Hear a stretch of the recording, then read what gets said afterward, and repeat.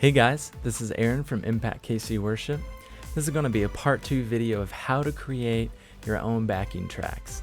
So what we're going to be talking about is how to actually export your tracks and then how to launch them from stage in a live setting. So stay tuned.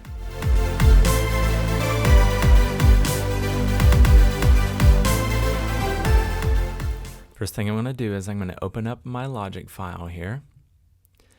So if you remember previously, we had our reference audio here. This is Wake Up My Heart Introduction, which is a song we wrote here at ImpactKC Worship.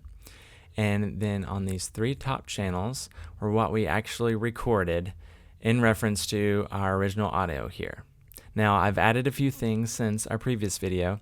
I added a piano track, a tracked rhythm guitar, I have cues, and then I have a click channel here. So first thing we're going to do is we're going to talk about how to export these files to actually launch them on stage. So I'm going to go into my mixer view here.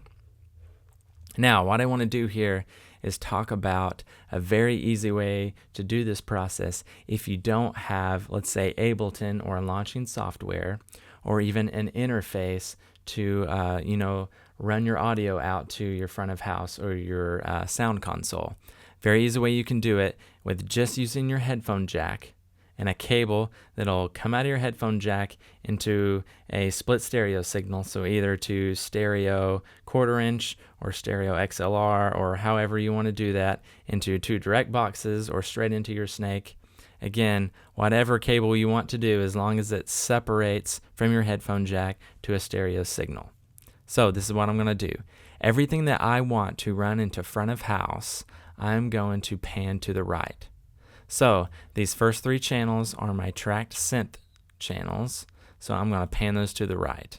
Okay, let's say this week I have a piano player, so I do not want to include my tracked piano, so I'm going to mute that channel.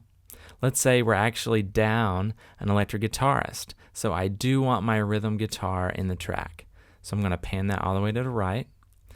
This is my reference audio, so I'm going to mute that because I don't want that included in anything. My cues and my click, I want to pan to the opposite side, to the left, because I want those to be separated from all of the tracks that are going to be running to front of house. So that way everything to the right is in one channel and everything to the left is in another channel. Okay, all these over here, those are just reverb and effects channels. They're not plugged in anything, so we're not going to worry about them. Okay, so now that I have everything panned correctly, all I have to do is go up here to File, and again, this is a very easy way to do this. Click Share, Song to iTunes. Very simple.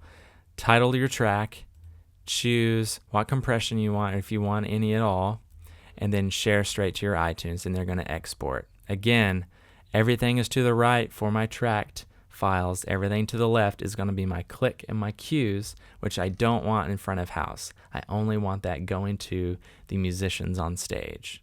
Okay, so let's say I have an interface. Let's say I want to use more of an Ableton or a launching software technique rather than just exporting, to iTunes and launching from a playlist there. This is the way I like to do it. So I'm going to close my mixer view here. First thing I'm going to decide is I want a main overall tracked channel. So what I'm going to include in that are my 3 synth channels that we recorded. Okay, so I'm going to solo those 3 channels, and then I'm going to share file to iTunes. Okay, so that way I have my track all in one particular track, and then everything else I'm going to export separately. And with this, I actually want to bring my panning back to the center as close as I can. Doesn't really matter. There we go. Okay, so that's back to 0. Again, I will solo and I will export that as my main track file. Okay, the next thing I'm going to do is I'm going to solo my piano, and then I can share straight to iTunes. So that way my piano track is exclusively independent from anything else, and I can cue it up whenever I need it. Same thing with my rhythm guitar. I'm going to export it straight to iTunes all by itself. And then same with the cues, same with click. Okay? So after I have exported everything individually, then I can open up my launching software, whether it be Ableton or whatever you use, and we are going to go from there. So let's pull up Ableton. I'm going to open up a new session file here and start from scratch to show you guys how I set this up. So I'm going to delete my reverb and my delay channel, and I'm going to delete my MIDI channels. Okay, so for this particular session, I'm going to have a track, I'm going to have electric guitars, click, and cues. So I need 4 audio channels. So I'm going to cue that up. Insert audio, insert audio. Okay, stretch this out a little bit so we can see better. All right, so now that I have exported all of my files from Logic, I'm going to drag them into these corresponding channels here. So first thing I want to do is I'm going to title these. There's my track. Here are going to be my guitars. This is going to be my click. And this will be my cues. Okay, so I'm going to pull up iTunes. Here are the things that I just exported. So here is track. Drag that into my track channel. So I'm going to drag all the things for this particular song all on this top line here. Okay, click. There it is. Cues. And track guitars. Okay, so now that I have these all on the same top line, when I go over here to my master track and I click this play button, it is going to play all 4 of these tracks at the same time. Now, since I made all 4 of these tracks from the same Logic arrangement, they should all be synced up automatically. Okay, so one thing I want to check though is if I click on my file, I want to make sure that all these files are not warped and not looped. So that one's fine. The guitars, okay, see this one is. So what I'm going to do is I'm going to uncheck that, and the loop and the warp turns off. Same for the cues. Now, for the click, this is a different story. What I actually do is I only export one measure or one bar of the click, and then I loop it over and over and over and over. And the reason I do that is, let's say that we get to the end of our arrangement. Say it's a 3-minute arrangement. We get to the very end and we want to reprise a chorus, or we want to extend the song. I can do that because my click goes on and on and on forever and ever. So even though my track and my cues and all that stuff have ended, I can still drag that song out for as long as I want and still have a click in our ears for the band. Okay, so the way I do that is I decide I want to warp and I want to loop it. But the thing that you want to do is on this segment BPM here, you have to set that to whatever this track file is made as. So again, let's say we exported our click at 74 or 75, whatever. You would set that to your segment BPM. Okay, so for this particular click, we actually need to change the segment BPM to 97.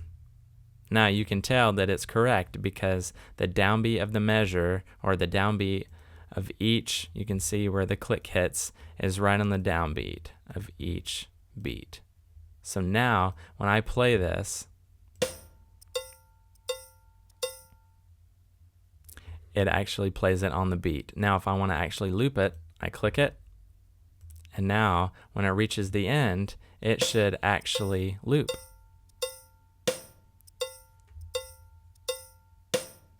There it is. So now that I have, let me get this blue out of here. There we go. Now that I have it set to the segment BPM and I have it warped and looped, if I actually want to launch them all together, if I go over here and I click play, they should be theoretically lined up. Now the click may not be lined up, and I'll tell you why in a second, but let's check. Wake Up My Heart. Drums intro. Ready, go. So I can already Full tell band. that the Ready, click is go. not synced up. So you can tell that is not correct. So I'm going to tell you why. If you remember, the track, the guitars, and the cues are not warped and they're not looped, but the click is. So what we have to make sure is that we launch the click at the correct tempo. So even though you see where the segment BPM is correct, it's at 97 because that's what the file was made as, that doesn't mean it's going to launch at 97. So the way you do that is you go over here to your master track line. I'm going to rename, which is Command R. I'm going to type in 1 just because I know it's going to be my first song. So I put 1. I'm going to go ahead and type in my title. Okay. And then I'm going to, just for organization purposes, I'm going to put a semicolon there. And I'm going to literally type in the BPM for the song. So I'm going to write 97 BPM. Now, when I press play here, everything should be synced up now because we are telling the click that is warped and looped to launch at 97 BPM. Wake Up My Heart. Drums intro. Ready, go. Full band. Ready, go. Okay, so everything's lined up now. So again, all I had to do was I made sure my track, guitars, and cues were not warped and looped, and I made sure my click was. So again, I only have a bar here. I set my segment BPM to whatever BPM I created this file as. So let's say I created the click at 66. I would, in segment BPM, set it to 66. Now that doesn't mean it's going to launch at 66 BPM. The way you decide what you're going to launch it in is over here in where you title your master track. Okay? So another thing that I like to do is I like to do something called key or MIDI mapping. And this makes it very easy to launch quickly on stage. Instead of having to use your trackpad or your mouse to come over here and click play, I can press a button on my keyboard and it's going to launch. So I'll show you how to do that. So I'm going to go over here and click key. You can see everything turns orange over here. And what that means is everything that's orange can be assigned to a trigger or a button. So let's say I want to be able to press 1 to launch this first song. I'm going to click right here on the master track, and I'm going to type 1 on my keyboard. So let's get out of this view. Now when I press 1, it should launch that first track. Let's check. Wake Up My Heart. There it is. So that's very easy. Let's try it again. So let's say I want to solo my click using 0. I'm going to go over here and click the solo button, and I'm going to click 0. And you can tell it assigned it right here. Let's go over here out of the view. If I click 0, it solos my click.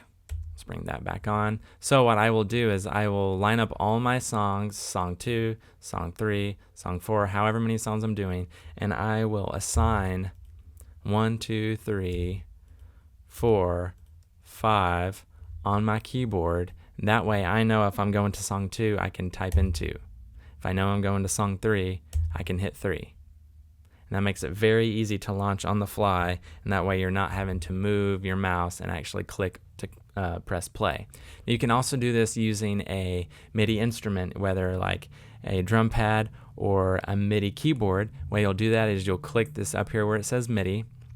Instead of turning orange, everything that you can command turns to this bluish purple color. And I will essentially do the exact same thing. I can click on this first song and I can click a key on a MIDI keyboard or on a drum pad, and it will assign that note to that particular command, exactly the way we did it for the key mapping. Okay? Now the next thing that I want to talk about is where to send your audio. So right now everything is being sent straight to the master track. What I like to do is to do it as an external out so that you can separate them into different channels into your interface. Okay, so I'm going to click audio 2, external out. Okay, I'm going to do that to all of my channels. Now let's say you weren't using an interface, but you still have Ableton and you want to run straight out of your headphone jack. I'm going to do kind of what I did in Logic, and I'm going to assign everything I want front of house to one side. So let's say track to 1, guitars to 1, and then click to 2, and cues to 2. And what that will do is it will automatically assign your track and your guitars, which I want front of house, to one side, then my click and my cues to the other side. Now, what I generally do when I'm running on stage is I have an interface that has more than 2 channels, so I can individually export each channel straight to my sound guy. So when I click right here, I will have a lot more choices here. So I would do, if I actually had my interface set up that I have down on stage, I would do stereo track, and then I would have more options here, and I would assign guitar to 3, and I could assign click to 4, and cues to 5, etc. And that way I can send each individual track as a different channel onto the sound console. And that way your sound guy has a little bit more control of what he's sending you. We have gone over how to export from Logic. You can export it straight into iTunes and actually launch from a playlist there using your headphone jack. Or you can export individual tracks from Logic and import them into your Ableton playlist and launch them using your master track. And then you can also key map or midi map to be able to launch quicker. And then you can assign wherever you wish to your interface. Now, I hope this has been helpful.